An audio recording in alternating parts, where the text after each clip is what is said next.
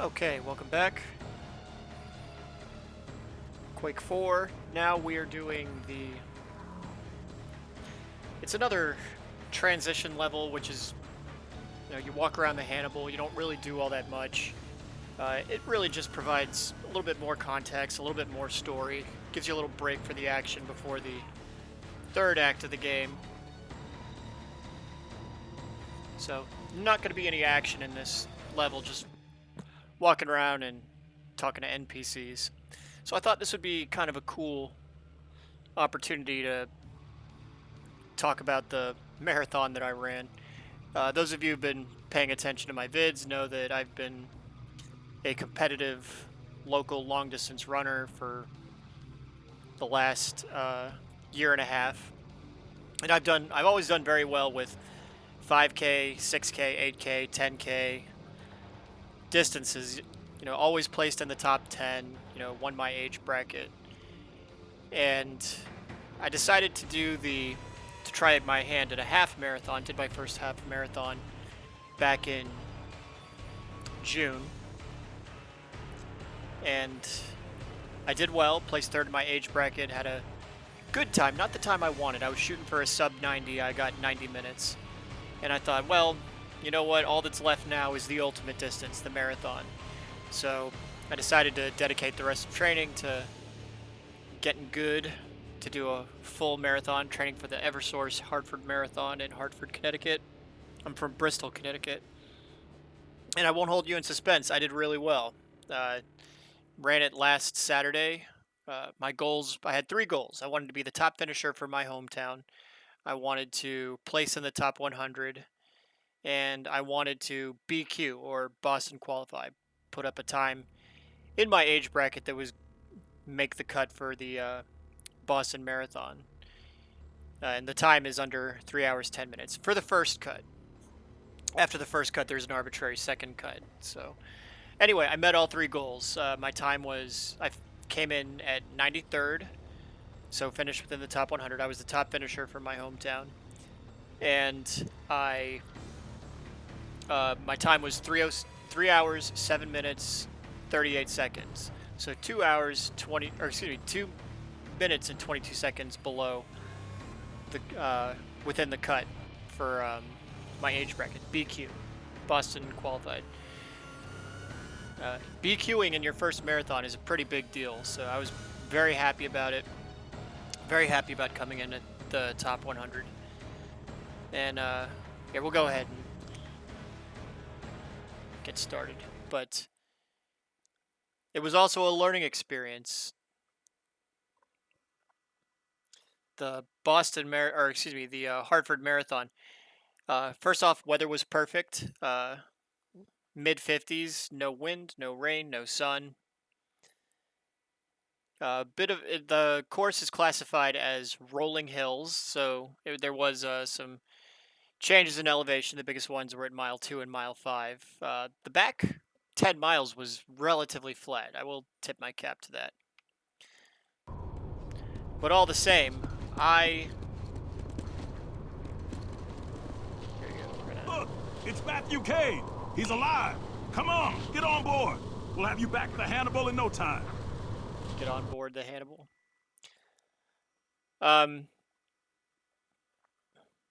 So I quote-unquote bonked out or hit the wall or whatever they call it at mile 20. The first hour, I was doing great. I was over pace, which is partially my fault.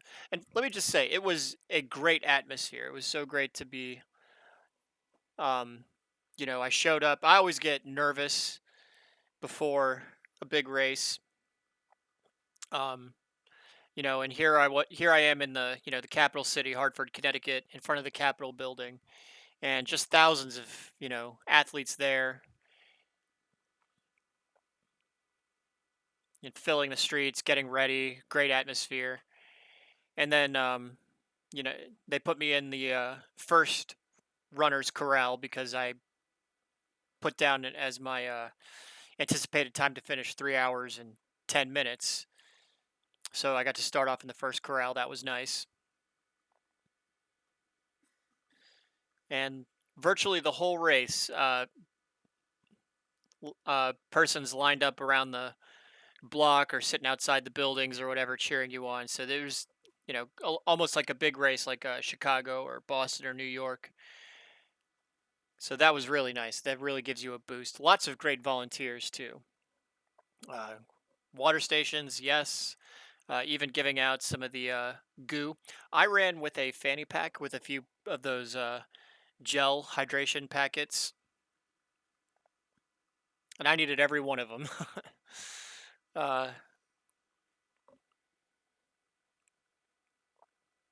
but I started off probably a little faster than I should have. I felt great at the halfway point, 13.1, the half marathon point. I was at 1 hour, 28 minutes and like 6 seconds. I looked at my splits and that was way too fast. I probably should have been at like 1:30:30 or something like that.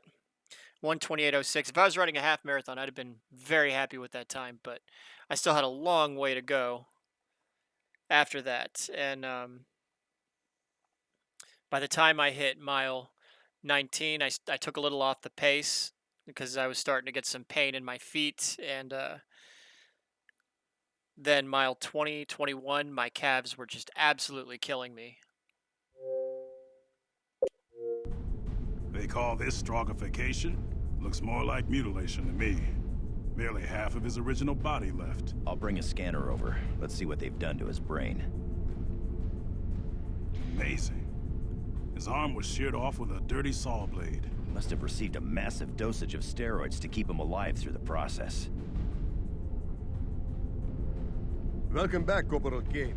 May I be the first to say you look like shit. Son, you've got a lot of strong hardware attached to you. And we don't have the equipment here to remove it. That is good, because I would like to take Corporal Kane to a mission briefing. Frankly, I don't think even one of our advanced medical facilities could do much. Those Strog implants are too deeply connected to your central nervous system. I will make certain he remains safe. Kane, let us go to the briefing room.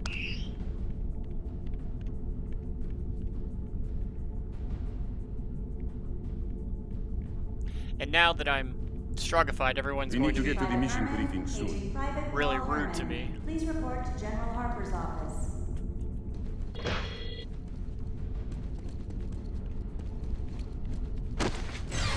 But yeah, mile 20, I was The hell in is a some squib serious doing pain. here?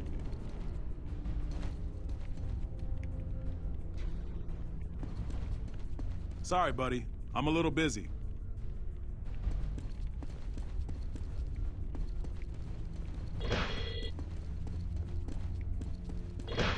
Kane, we are expected at the mission briefing.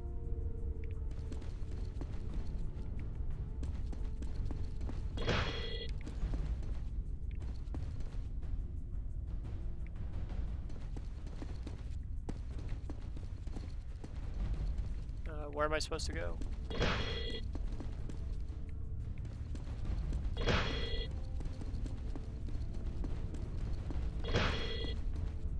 All the doors are locked.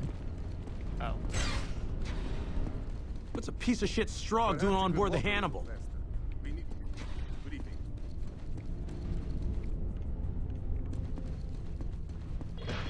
Evac drills for decks 4 and 5 to commence at 0200 hours.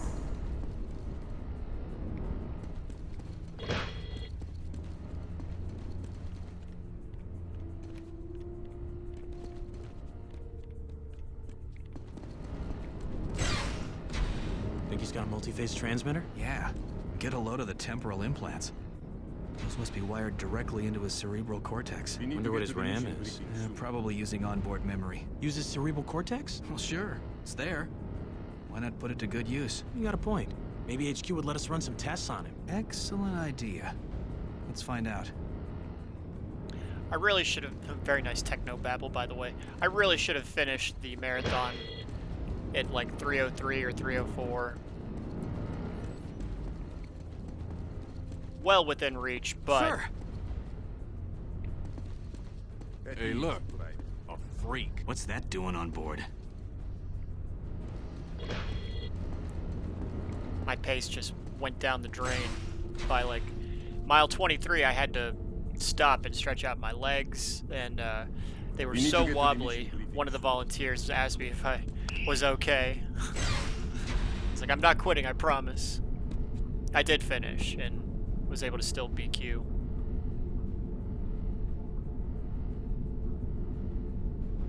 But I will do a...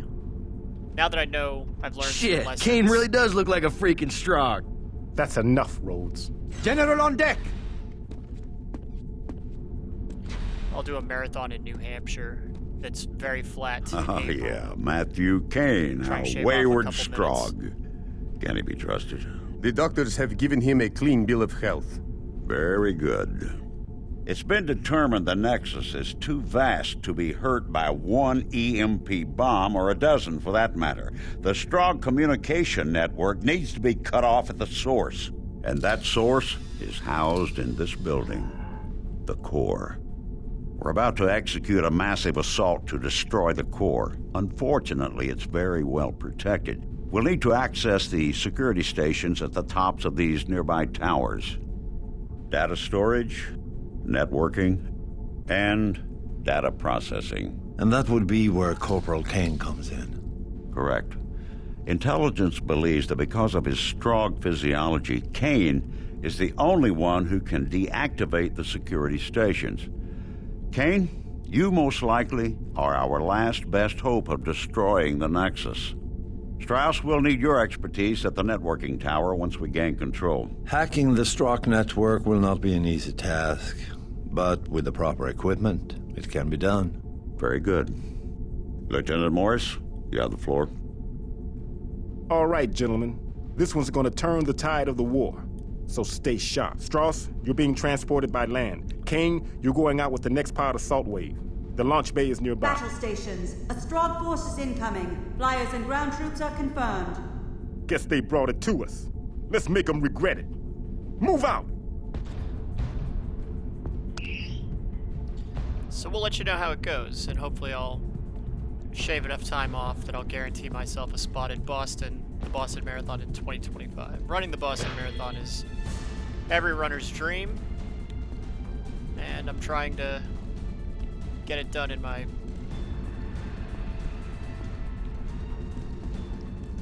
late age of 40. I just turned 40 3 days before the marathon, the Hartford Marathon. Alright, so funny story about that briefing. When I was in the Navy Sub Force, before we deployed, I only went on one deployment. I did a lot of underways, but only one, like 7-month-long deployment. Also had a stint in the shipyard. And I remember before the deployment, we had to do a mission briefing. And maybe I'd just seen too many action movies or whatever. I was under the impression that the mission briefing was going to be like that, where like we had like this, crusty old admiral, gentlemen, it's going to be tough out there, but we believe in you. Your country needs you. And I remember I was sitting there at some of them were communicating with us via like a teleconference. But instead, it was all very boring and very technical. It was like nerdy lieutenants, telling us, okay, well, there's going to be times where you're going to want to be using this frequency, because you might get some choppy waters here. So, VHF is recommended here, EHF is recommended there.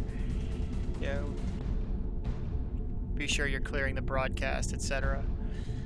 And I remember just kind of like sitting there wondering, when are they going to give us the pep talk? And the pep talk never came.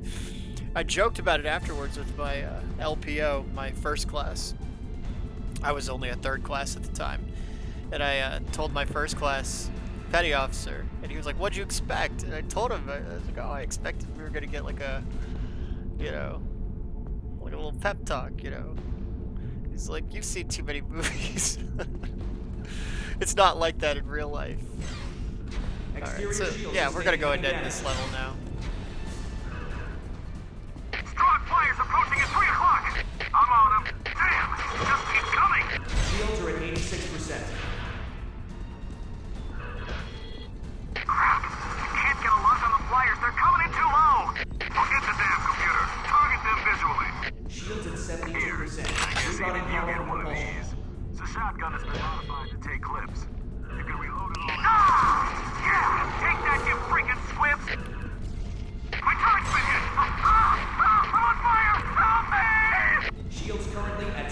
Didn't I say brute force would not win this war? Harvester's approaching on the left flank. We need walkers over there ASAP. They're trying to take engineering. Warning, exterior shields are at 48%. Walker Bison 5 is on fire. Get Banks out of there. HQ, this is Bison Commander. Get us some air support right now or we're all dead men. They're all over the place. I can't stop them. Aft shields intermittent. Damage reported on decks 2 and 3. Badger Squad, this is HQ. Set up a defensive position at coordinates 43 by 82. Render assistance to Bison Squad. Roger that, HQ. Advancing to coordinates 4382. Warning, shields have dropped to 29%. Preoccupied at the moment. Danger, hull has been breached on deck 2. Where the hell is that air support? ETA is 3 minutes. We aren't gonna last that long. Danger, exterior shields are This is Bay 42. 13%. The pod is away. Running diagnostics for next launch. Another strong transport just landed. Where the hell are they all coming from? There's too many. There's just too damn many.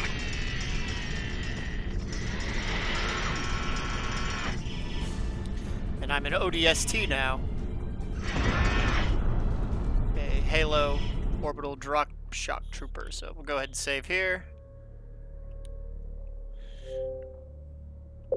And like I said, no real action in this level, so I thought it'd be fun to tell a couple stories. So anyway, that's it for this level. And next time we'll get back to the action.